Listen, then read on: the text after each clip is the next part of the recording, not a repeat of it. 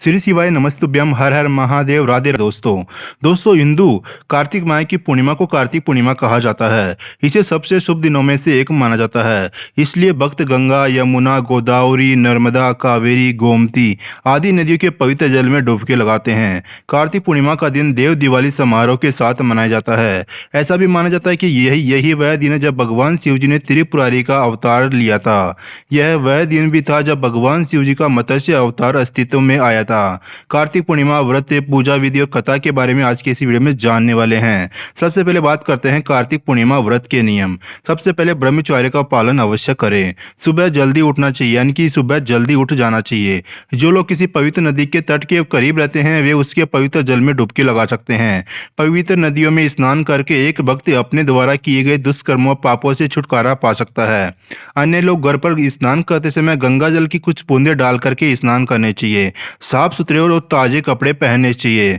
सूर्य देव को जल अर्पित कर अर्घ्य देना चाहिए। मांस, शराब और तंबाकू का सेवन सख्त वर्जित है। व्रत के दिन गेहूं, चावल, दाल का त्याग कर देना चाहिए। व्रती फल, दूध और व्रत के व्यंजन खा सकते हैं। पवित्र मंत्रों का जाप करें और सर्वशक्तिमान का आशीर्वाद ले। दान कार्यों में हिस्सा ले और दान करें। जरूरतमंदों तक पहुंचे और उन्हें नकदी या आवश्यक वस्तुओं से मदद करें। कार्तिक पूर्णिमा की पूजा की विधि। आप कार्तिक पूर्णिमा के दिन सत्यनारायण पूजा या भगवान शिव या फिर भगवान कार्तिकेय की पूजा कर सकते हैं। बहरहाल कार्तिक पूजा की शुरुआत भगवान गणेश जी की प्रार्थना से होनी चाहिए। एक लकड़ी की चौकी पर थोड़ा सा गंगा जल छिड़के और उसे लाल कपड़े या पीले कपड़े से ढक दे। भगवान गणेश जी और भगवान विष्णु जी या फिर भगवान शिव या फिर भगवान कार्तिकेय जी के मूर्ति या चित्र अवश्य रखे। तेल या फिर घी का दीपक प्रज्वलित करे। भगवान गणेश जी को जल समर्पित करे। उसके बाद हल्दी, चंदन, कुमकुम, अक्षत, मौली, जनेऊ, उसके बाद इत्र, पुष्प और दुर्वा यानी कि घास से, साथ ही दीपक, धूप और नैवेद्य भोजन समर्पित करे भगवान गणेश जी को।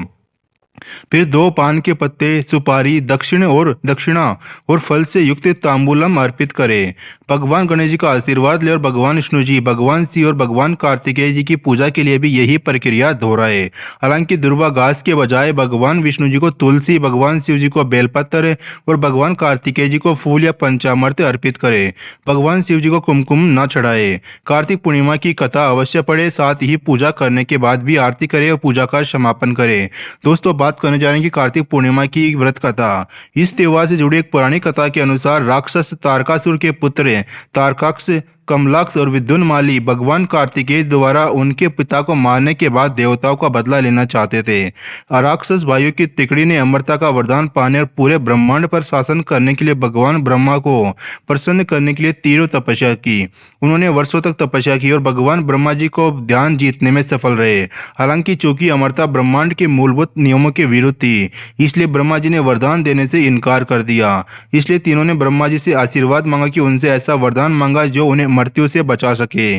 वरदान के अनुसार तीनों ने क्रमशः सोने, चांदी और लोहे से 3 किले बनवाए, एक स्वर्ग में, एक आकाश में और एक पृथ्वी पर। वर्ष के दौरान एक बार सभी 3 किले यानी कि सामूहिक रूप से त्रिपुरा के रूप में जाने जाते हैं। दोस्तों जो एक ही तीर से तीनों किलों को नष्ट कर देगा वही उनकी मृत्यु का कारण बनेगा। इसके बाद भगवान शिव जी ने त्रिपुरा को नष्ट करने और शांति बहाल करने के लिए त्रिपुरासुर को मारने के लिए त्रिपुरारी के रूप में प्रकट हुए थे। दोस्तों उम्मीद करें आपको पसंद आए तो वीडियो को लाइक करिए, चैनल को सब्सक्राइब कर लीजिए, कमेंट में श्री शिवाय नमस्तुभ्यम हर हर महादेव राधे राधे अवश्य लिख दीजिए।